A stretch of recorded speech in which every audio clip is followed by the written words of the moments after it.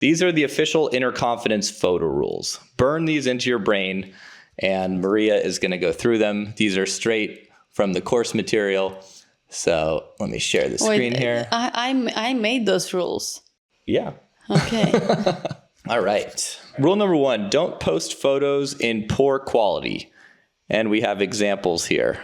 Which is obvious, right? Yeah, this is a shadow on his face. No, I'm just saying it's obvious to not post pictures in a poor quality. But guys don't know what poor quality is or isn't. That's the thing. Just like how I posted on our golf page the other day, right? Like they need to know why. Because like there's a shadow on half your face. It's kind of blurry. You cannot even see the face. It's obviously like zoomed in or something. Right. It just looks bad. So don't post photos that were taken in low light or a bad location.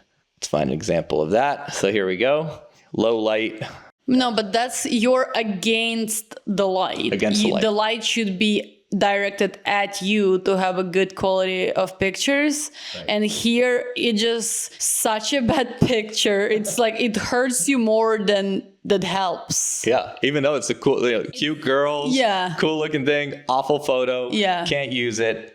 No. Sorry. Nice try. Maybe if you really want to post it, at least post it to the story, Yeah, we're only talking about grids. If you want to have some social proof that you went out and obviously it's the only picture I have, I want to post it, that's fine. But let's not confuse them because we're only talking about your grid here. Yeah. We're not talking about stories. That's a different episode. Yeah. Totally different everything about it. All right. Rule number 3, don't cut off people's limbs in the photo or the top of a head. Mm-hmm. This one, guys break this rule all the time. So here we go. We got the arm cut off there. We got the top of the head cut off.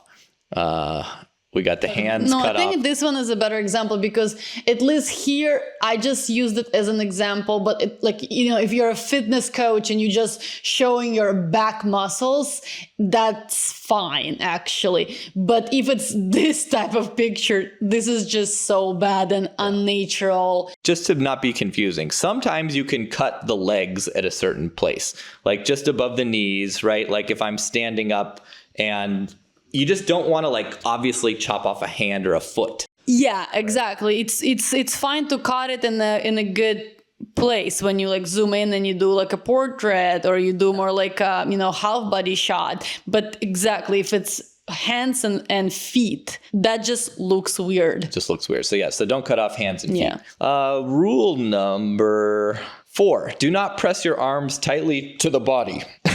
Don't be standing like this. Don't stand in a military pose for you guys who have served. Don't stand at attention. You want to look relaxed and at ease. Yeah, I mean, it's fine for girls usually to pose like this, but for guys, it just makes you more feminine than masculine because if you're masculine, you want to take some room and just be chill, relax. Yeah.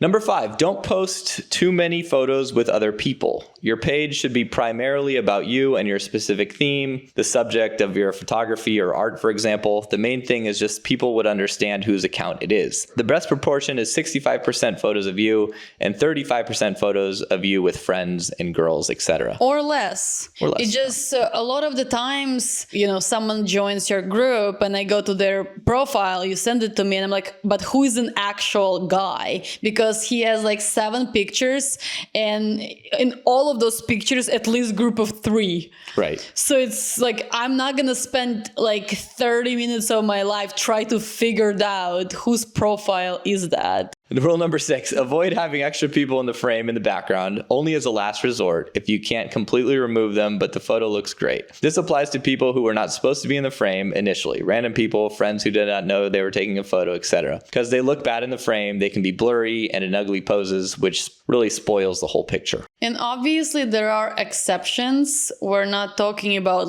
never, ever in your life post a picture like this. Just really try to avoid it. Obviously, if it's dream of your life, go to, I actually was even able to go to Eiffel Tower and get the picture with 0 people. That's amazing. It's crazy. But obviously, if I wouldn't be able to do this, it was a dream of my life, I would still post it. But for all other scenarios, I try to avoid it. It doesn't look clean. It looks whatever.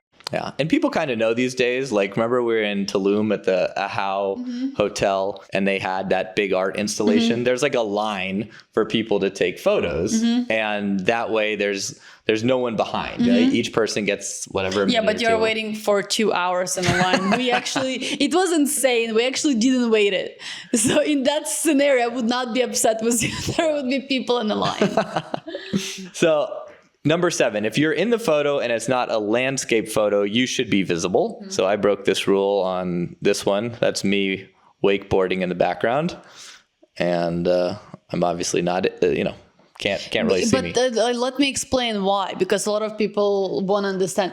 It just, when you post this picture, it's even for people who follow you.